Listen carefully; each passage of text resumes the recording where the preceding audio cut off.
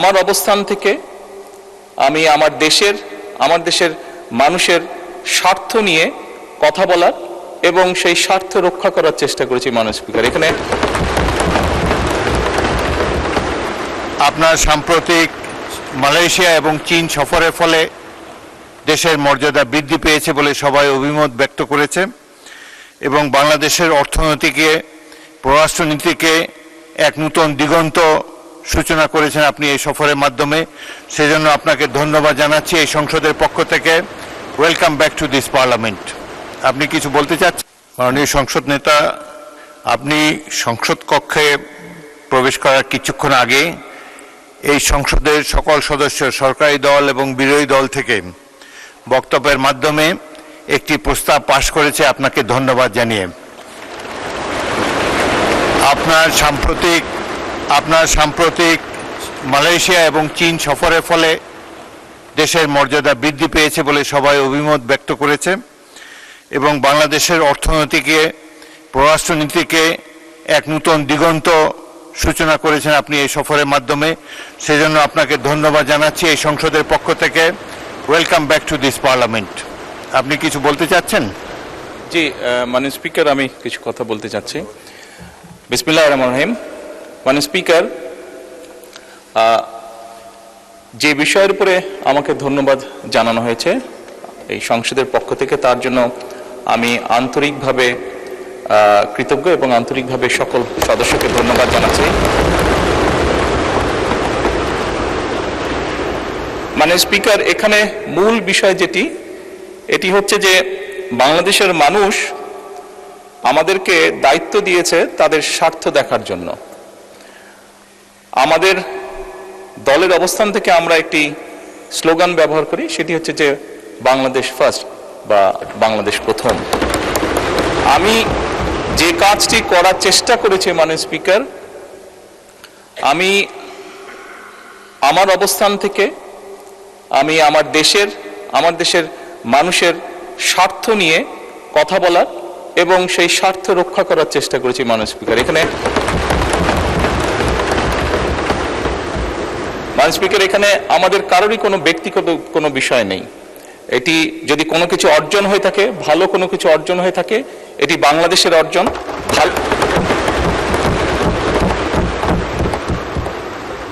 এই সফরের মাধ্যমে যদি দেশের মানুষের কোনো অর্জন হয়ে থাকে, সেটি দেশের মানুষের অর্জন মাননীয় স্পিকার। তবে মাননীয় স্পিকার, যেহেতু সংসদের সকল সদস্য, বিশেষ করে বিরোধী দলীয় নেতা, উনিও উৎসাহ প্রদান করেছেন দেশের জন্য, দেশের মানুষের পক্ষে কাজ করার জন্য, সেজন্য আবারও আমি আমার ব্যক্তিগত পক্ষ থেকে সকল সদস্য, বিরোধী দলীয় নেতা সহ সকল সদস্যকে আন্তরিকভাবে ধন্যবাদ জানাচ্ছি। ধন্যবাদ। ধন্যবাদ মাননীয় সংসদ নেতা। আমাদের দেশের মাদকের সবচেয়ে বড় চালানা সোনার বাড়ির আশেপাশ দিয়া কক্সবাজার টেকনাফ। আগে শুনতাম বধু, এখন তো বধু নাই, বধু তো বধ হয়ে গেছে গা। এখনকার ওইখানকার দায়িত্বটা কে নিছে? বাড়ির আশেপাশের লোক। স্বরাষ্ট্রমন্ত্রী তো চেনার কথা। এতদিন ওই দিক দিয়ে মাদক আসা বন্ধ হওয়া উচিত ছিল। এখন জামাত ইসলাম করে, এক হতো না। তাকে একদিন একটা চাকরির জন্য বললাম যে তোমার ব্যাংকে একটা চাকরি দাও। বলে দাদার নামটা পাঠিয়ে দেন। নামটা পাঠিয়ে দিয়ে বলতে, দাদা সরি, ও তো হিন্দু, এই চাকরি তুমি দিতে পারবে না।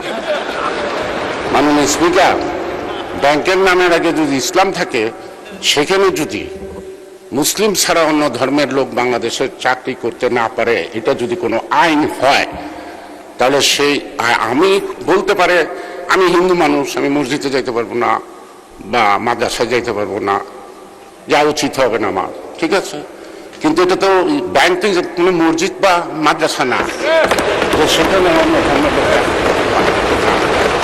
এটা কি বৈষম্য না ইনজাস্টিস? এটা কি মুসলমানের জন্য দেশ স্বাধীন হচ্ছে না? এটা সকল জাতি ধর্ম নির্বিশেষে এই ভৌগোলিক অঞ্চলে যারা জন্মগ্রহণ করছে তারা দেশ স্বাধীন করছে। আমি মাননীয় স্পিকার, আপনার মাধ্যমে এটার ব্যাখ্যা আমি চাইব, যেহেতু জানি না। আন্দালির রহমান পারতে বলতে হবে এটার ব্যাখ্যাটা, এটা সত্যি কি না। যদি সত্যি হয়, তাহলে ইসলামিক ইন্স্যুরেন্স, ইসলামিক ব্যাংক সব ইসলাম নাম দেয়, ইসলামিক সুইট, ওটাও আবার ওই সুইটটার দোকানের মিষ্টি কিনা খেতে পারবো কিনা সেটাও আবার জানা না। সে কারণেই, কারণ বিরোধিতা করার জন্য অর্ধেক সময় যেহেতু আমরা বিরোধী দলকে দিচ্ছি, আর ওনাদের জন্ম বাংলাদেশের বিরোধিতা থেকে, এটাই ওনাদের সৌন্দর্য, এটাই ওনারা করবে, এটাই স্বাভাবিক, এটা নিয়ে মাথা নষ্ট করার কোনো দরকার নাই। মাননীয় স্পিকার, আপনাকে মাননীয় স্পিকার, অনেক জিনিসের দাম কমানো হয়েছে, অনেক জিনিসের দাম বাড়ানো হয়েছে।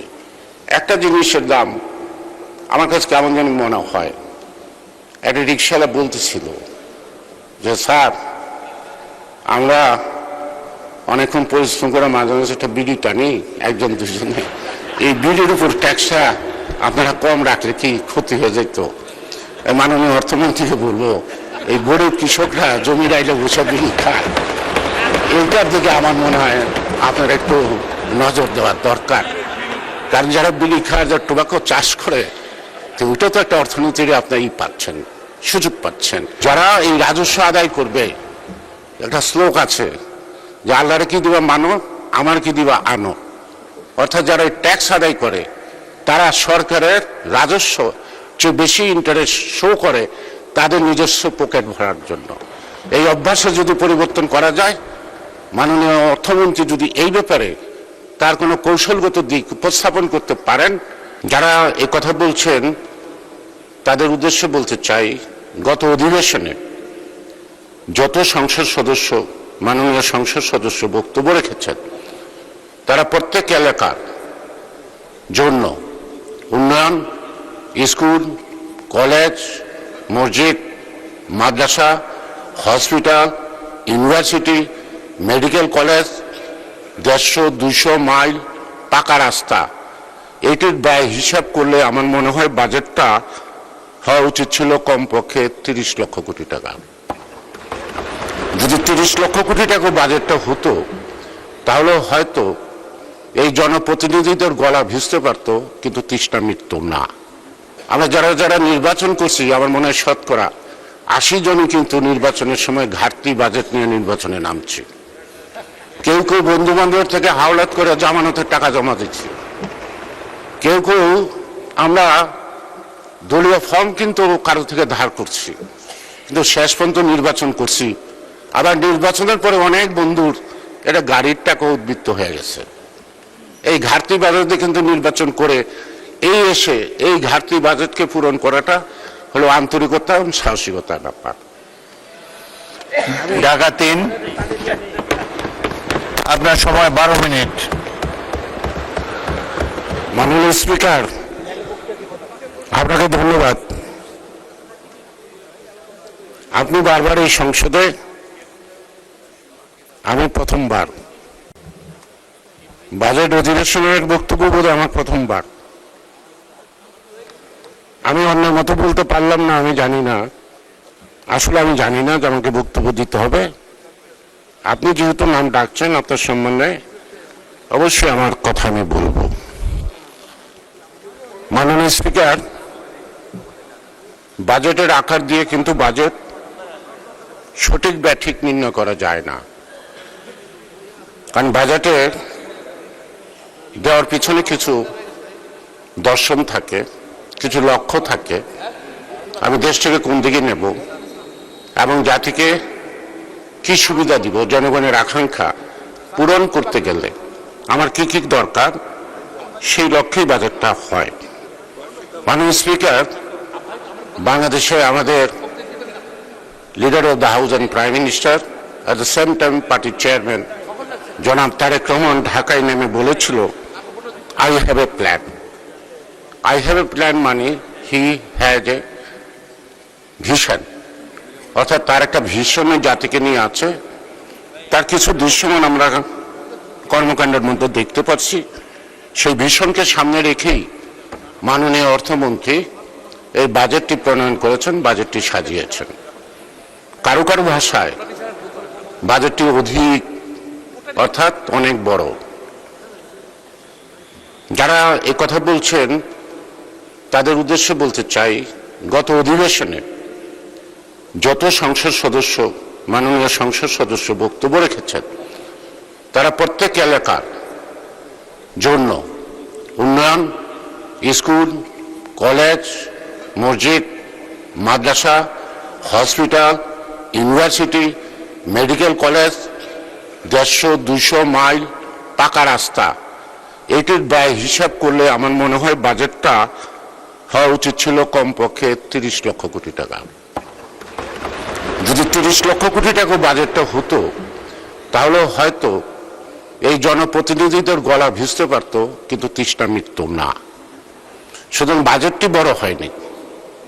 আর ঘাটতি বাজেট, রাষ্ট্রীয় বাজেট সবসময় ঘাটতি হয়, পারিবারিক বাজেটও ঘাটতি হয় না, কারণ অর্থনীতিতে পারিবারিক বাজেট হলো আয় বুঝিয়া ব্যয়, আর রাষ্ট্রীয় বাজেট হলো রাষ্ট্রের ব্যয় বুঝিয়া আয় নির্ধারণ করা।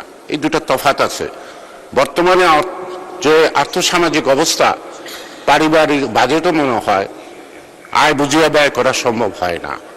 কখনো দুর্যোগ, কখনো অসুস্থতা, কখনো দুর্ঘটনার কারণে পরিবারের যে আয় থাকে সেই আয়টা সংকুলন হয় না, তাকেও আশেপাশের মানুষের থেকে ধার দেনা করতে হয়। এবং বাড়ির স্ত্রী যখন একটা কাগজ দিয়ে দেয় বাজারে যেতে, সে নিয়ে যায়, দেখা যায় যত টাকা বাজারে খরচ হবে অত টাকা নাই। সেই কাস্টমার যদি বাজারে সৎ হিসাবে গণ্য হয়, তাহলে দোকানদার বলে ভাই নিয়ে যান, পরে দেন, অর্থাৎ ধার বাকি। সুতরাং বাজেটে যে লক্ষ্যমাত্রা ধরা হয়েছে সেটা ঘাটতি বাজেট সবসময় হবে, কারণ রাষ্ট্রের বাজেট কখনো উদ্বৃত্ত রাখে না, হয় না। আমি যদি এই সংসদ, মহান এই সংসদে, পার্লামেন্টে যারা আমরা আজকে নির্বাচিত হয়ে আসছি, আমরা যারা যারা নির্বাচন করছি, আমার মনে হয় 80% জনই কিন্তু নির্বাচনের সময় ঘাটতি বাজেট নিয়ে নির্বাচনে নামছে। কেউ কেউ বন্ধু বান্ধবের থেকে হাওলাত করে জামানতের টাকা জমা দিচ্ছি, কেউ কেউ আমরা দলীয় ফর্ম কিন্তু কারো থেকে ধার করছি, কিন্তু শেষ পর্যন্ত নির্বাচন করছি। আবার নির্বাচনের পরে অনেক বন্ধুর এটা গাড়ির টাকা উদ্বৃত্ত হয়ে গেছে। এই ঘাটতি বাজেটে কিন্তু নির্বাচন করে এসে এই ঘাটতি বাজেটকে পূরণ করাটা হলো আন্তরিকতা এবং সাহসিকতার ব্যাপার। শহীদ রাষ্ট্রপতি জিয়া রহমান 1971 সালের 25শে কালোরাত্রিতে গণহত্যার প্রতিবাদে হালি শহরে দাঁড়িয়ে সেদিন তিনি হুঙ্কার দিয়ে বলেছিলেন, I revolt against Pakistan soldier army. তার পাশে অনুসারীরা বলেছিল, নো স্যার, উই রিভোল্ট। আজকে আমাদের প্রধানমন্ত্রী তিনি যেমন বলছেন, আই হ্যাভ এ প্ল্যান, আমরা যদি ওন করে বলি yes we have a plan, তাহলে এই ঘাটতি নয়, এই বাজেট পূরণ করা সম্ভব। বাজেটের অন্তরায় আছে অনেক। আজকে বাজেট আমরা নির্ধারিত করছি আলোচনায়, আমরা 20 ঘন্টা বলবো, আর আমাদের বিপক্ষে যারা আছেন তারা 20 ঘন্টা বলবেন। দেখেন এখানে কিন্তু সাংখ্যিক পাতে কিন্তু আমরা বৈষম্যের শিকার হয়েছি, তারপরে মেনে নিচ্ছি। বলেন যত পারেন বলেন, কারণ এই বলাতে কিছু আমার মনে হয় অসুন্দর না। বলুক, জনগণ ডিসাইড করবে। মাননীয় স্পিকার, আপনিও শুনছেন, আমরাও শুনি একটা গান যে আকাশকে এত সুন্দর লাগতো যদি কিছু কিছু মেঘ নাই থাকতো। এই বাজেট আলোচনায় যদি কিছু সমালোচনা নাই থাকে, তাহলে বাজেটের যে গুরুত্ব আছে এইটি বা মানুষ বুঝবে কি করে?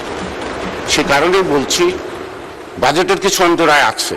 বাজেটটাকে ফলপ্রসূ করার ক্ষেত্রে কিছু অন্তর আছে।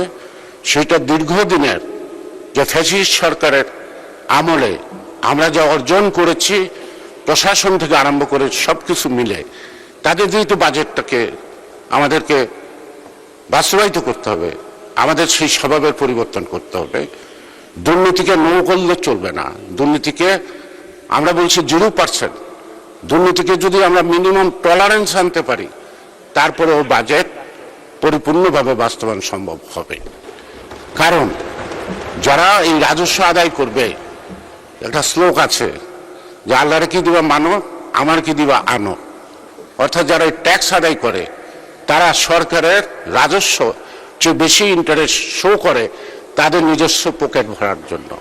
এই অভ্যাসে যদি পরিবর্তন করা যায়, মাননীয় অর্থমন্ত্রী যদি এই ব্যাপারে তার কোনো কৌশলগত দিক উপস্থাপন করতে পারেন, অর্থাৎ দুর্নীতিকে যদি আপনি হ্রাসমান করতে পারেন, তাহলে এই বাজেট খুব সফলভাবে সম্পন্ন হবে। সে কারণেই আমি বলবো যে প্রত্যেকটা বাজেটের মধ্যে একটা দর্শন থাকে, যে দর্শনই বলে দেয় বাজেটটা কি। অর্থাৎ এই যে প্রাইম মিনিস্টার বলছে যে আই হ্যাভ এ প্ল্যান, আমি বলি এটা হলো হি হ্যাজ এ ভিশন। ভিশনটা কি শিক্ষার উন্নতি, ভিশনটা কি দারিদ্র্য বিমোচন, ভিশনটা কি একটা নারীকে সমৃদ্ধ করার জন্য ফ্যামিলি কার্ড, স্বাস্থ্য কার্ড, নানা ধরনের। এটা মাইক্রো ইকোনমি, এটা ভালো ব্যাখ্যা দিচ্ছে ফজলুল হক মিলন মাননীয় সংসদ সদস্য। এটার একটা এফেক্ট হবে। আমাদের দেশের এনজিওরা সময় আন্দোলনটাকে শেষ করে দিচ্ছে। এই এনজিওরা ক্ষুদ্র ক্ষুদ্র ঋণ দেয়, তাদের সুদের হার দাঁড়ায় 33% থেকে 42%, অথচ ব্যাংকের সুদের হার 17% হয় না।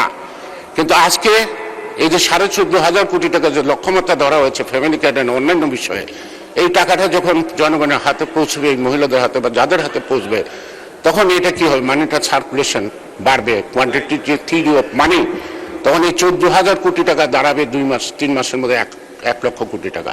অর্থাৎ মানি যত হাত বদলাবে, মানি তত শক্তিশালী হয়। আইডল মানির কোনো দাম নাই, মানি যত সার্কুলেশন বাড়াতে পারবেন তত এটা দাম বাড়বে। সেই কারণে প্রান্তিক জনগোষ্ঠীর অর্থনৈতিক অবস্থা ভালো হবে, কারণ এটা ফেরত দিতে হবে না, এটা সুদ দিতে হবে না। সঙ্গত কারণেই অর্থনীতিতে একটা পজিটিভ আমরা রোল দেখব। মাননীয় স্পিকার, অনেক জিনিসের দাম কমানো হয়েছে, অনেক জিনিসের দাম বাড়ানো হয়েছে।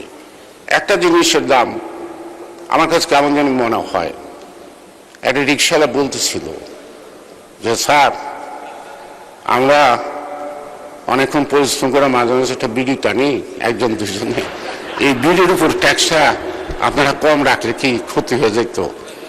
মাননীয় অর্থমন্ত্রীকে বলবো, এই গরিব কৃষকরা জমি রাইলে বসে বিড়ি খায়, এইটার দিকে আমার মনে হয় আপনার একটু নজর দেওয়ার দরকার।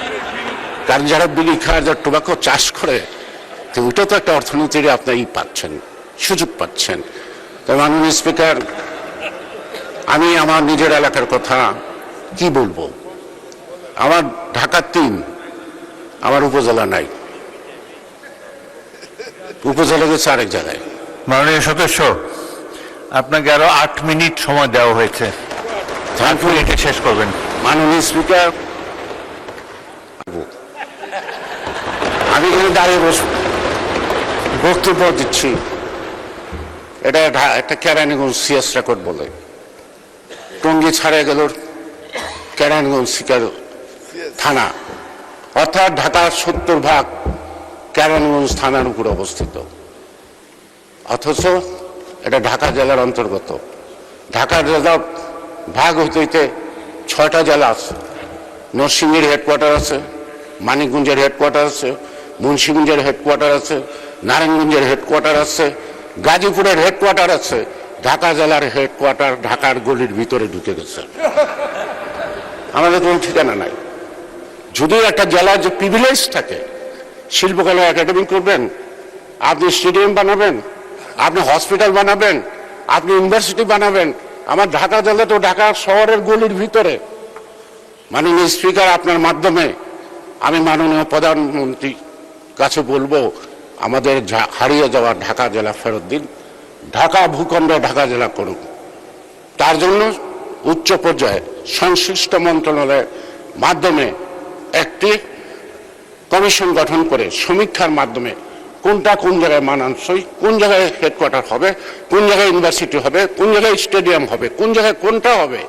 কারণ ক্রমবর্ধমান এখন ঢাকার আরবানাইজেশন হচ্ছে অপরিকল্পিত। এই অপরিকল্পিত আরবানাইজেশন একসময় ঢাকা জেলার মানুষকে দুর্ভোগে পড়তে হবে। সেই কারণে এখন থেকে যদি ঢাকা জেলার সীমানা নির্ধারণ করে ঢাকার মধ্যে সকল সুবিধা নেওয়া হয়, তাহলে ভবিষ্যতে এই যে ঢাকা শহরের যে বিকল্প আরেকটি শহর গড়ে উঠছে ইতিমধ্যে বা গড়ে উঠছে, তাহলে সেই শহরটা হবে পরিকল্পিত বসবাসের উপযোগী। তখন ঢাকা শহরের চাপটা স্বাভাবিক কারণে সেখানে কমে যাবে। সে কারণেই মাননীয় স্পিকার, আমার এটা প্রধান দাবি। আর অন্যান্য বিষয়ে বলার ইচ্ছা ছিল, যেহেতু সময় আমাদের কম, কারণ বিরোধিতা করার জন্য অর্ধেক সময় যেহেতু আমরা বিরোধী দলকে দিচ্ছি, আর ওনাদের জন্ম বাংলাদেশের বিরোধিতা থেকে, এটাই ওনাদের সৌন্দর্য, এটাই ওনারা করবে, এটাই স্বাভাবিক। এটা নিয়ে মাথা নষ্ট করার কোনো দরকার নাই। মাননীয় স্পিকার, আপনাকে টাইম আছে তো? টাইম আছে, 8 মিনিট আছে। আরো আসছে। 8 মিনিট আছে। হ্যাঁ, 8 মিনিট আছে। 8 মিনিট আর থ্যাংক ইউ। দেন। মাননীয় স্পিকার, আমরা একটু আগে আমাদের মাননীয় সংসদ সদস্য অভিজ্ঞ কয়েকবার আন্দোলিক রহমান পার্থ আজকে অর্থনীতির উপর অনেক সুন্দর বক্তৃতা দিচ্ছে। তার বক্তব্যে ইসলামিক ব্যাংক অর্থাৎ ইসলামিক সিস্টেম যে ব্যাংকগুলির যথেষ্ট তিনি গুরুত্ব আরোপ করেছেন। স্বাধীন বাংলাদেশ, বাংলাদেশ ন্যাশনালিস্ট পার্টি, বাংলাদেশ মানে বিএনপি, যার লক্ষ্য, উদ্দেশ্য, আদর্শ ধর্মীয় মূল্যবোধ। এখানে পার্টিকুলার কোনো ধর্মের কথা বলা হয়নি, যত ধর্মের লোক আছে তাদের মূল্যবোধকে আফোল্ড করা। আমি একটা ইসলামিক ব্যাংক এর ডাইরেক্টর, এখন জামাতে ইসলাম করে, এক হতো না, তাকে একদিন একটা চাকরির জন্য বললাম যে তোমার ব্যাংকে একটা চাকরি দাও। বললো দাদা নামটা পাঠিয়ে দেন। নামটা পাঠিয়ে দিয়ে বলতো দাদা সরি, ও তো হিন্দু, এই চাকরি তো আমি দিতে পারবো না। মাননীয় স্পিকার, ব্যাংকের নামের আগে যদি ইসলাম থাকে, সেখানে যদি মুসলিম ছাড়া অন্য ধর্মের লোক বাংলাদেশের চাকরি করতে না পারে, এটা যদি কোনো আইন হয়, তাহলে সেই আমি বলতে পারে আমি হিন্দু মানুষ, আমি মসজিদে যাইতে পারবো না বা মাদ্রাসায় যাইতে পারবো না, যা উচিত হবে না আমার, ঠিক আছে। কিন্তু এটা তো ব্যাংক কোনো মসজিদ বা মাদ্রাসা না, তো সেখানে অন্য ধর্মের লোক। এটা কি বৈষম্য না ইনজাস্টিস? এটা কি মুসলমানের জন্য দেশ স্বাধীন হচ্ছে না? এটা সকল জাতি ধর্ম নির্বিশেষে এই ভৌগোলিক অঞ্চলে যারা জন্মগ্রহণ করছে তারা দেশ স্বাধীন করছে। আমি মাননীয় স্পিকার, আপনার মাধ্যমে এটার ব্যাখ্যা আমি চাইব, যেহেতু জানি না, আন্দোলিক রহমান পার্থ বলতে হবে এটার ব্যাখ্যাটা, এটা সত্যি কি না। যদি সত্যি হয় তাহলে ইসলামিক ইন্স্যুরেন্স, ইসলামিক ব্যাংক সব ইসলাম নাম দেয়, ইসলামিক সুইট, ওটাও আবার ওই সুইটটার দোকানের মিষ্টি কিনা খেতে পারবো কিনা সেটাও আবার জানা না। সে কারণেই মাননীয় স্পিকার, আজকে বিরোধিতার জন্য বিরোধিতা না, বিরোধিতার পাশাপাশি আমার মনে হয় পথ দেখানোর ব্যাপার। তো পথ না দেখে শুধু আমি বিরোধিতা করব, সেই বিরোধিতায় আমাদেরকে সামনে আনবেন না, সেই বিরোধিতা আমরা এগিয়ে যাব না। সে কারণেই এই বাজেটের মধ্যে দর্শন আছে, এই বাজেটের মধ্যে রাজনীতি আছে, এই বাজেটের মধ্যে রাজনীতি আছে। এই বাজেটের মধ্য দিয়ে বাংলাদেশ একটা জাতি ধর্ম নির্বিশেষে জিয়াউর রহমান একটা জাতি উপহার দিয়েছেন, সেই জাতির নাম বাংলাদেশী। জিয়াউর রহমান কিন্তু এটা ইসলামিক বাংলাদেশ ঘোষণা দেন নাই, তিনি ধর্মকে আফল করছেন, অর্থাৎ সকল ধর্মের মূল্যবোধ। সকল ধর্মের মূল্যবোধ মানে কিন্তু একই লক্ষ্য। কোনো ধর্মই মানুষকে খারাপ কথা বলতে বলে নাই, কোনো ধর্মই মানুষকে অসৎ পথে চলতে বলে নাই, কোনো ধর্মই কিন্তু খুন খারাপি রাহাজানিকে পছন্দ করেন নাই।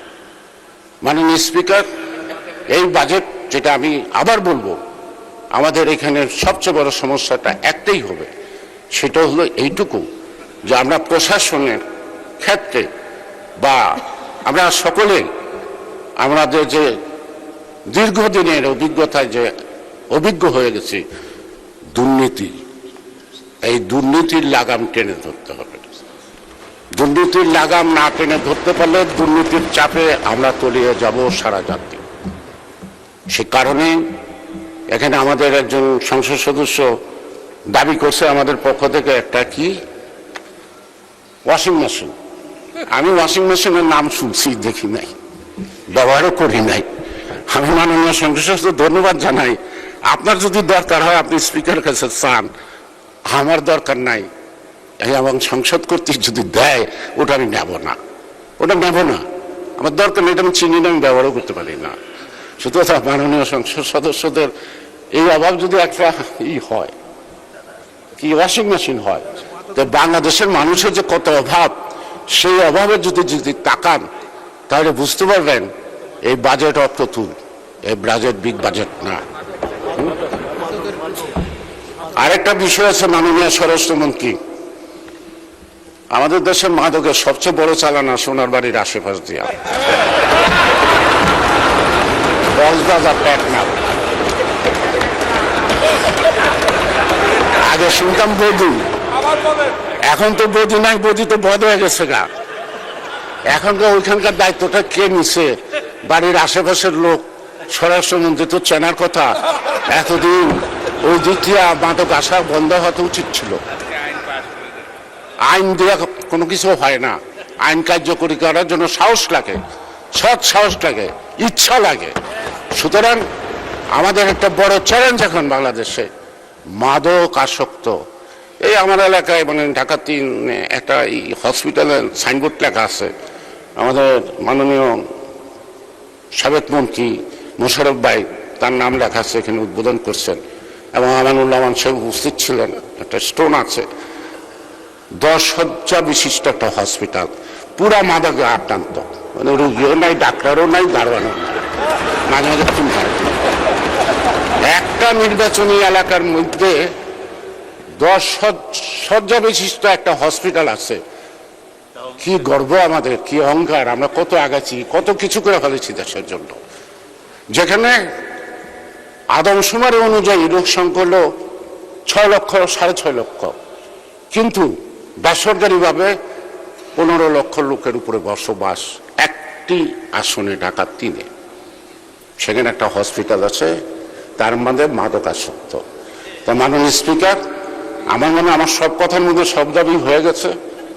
এখন আমরা সাহসিকতার সাথে আমাদেরকে এগোতে হবে। আমি মাননীয় অর্থমন্ত্রীকে বলবো যে যারা এই বাজেটে ঋণ নির্ভর বলছে, যারা এই বাজেট দিলে রাষ্ট্রের ক্ষতি হবে, তাদেরকে তাদের এলাকার যে উন্নয়ন বাজেট রয়েছে সেই বাজেটকে কার্টেল যদি করা হয় তাহলে আমার মনে হয় যে ঋণও নেওয়া লাগবে না এবং বাজেটে ঘাটতিও থাকবে না।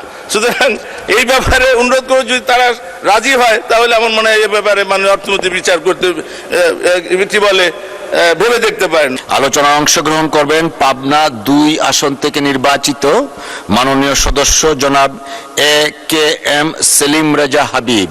জনাব সেলিম রেজা হাবিব, আপনার সময় 6 মিনিট। ধন্যবাদ আপনাকে।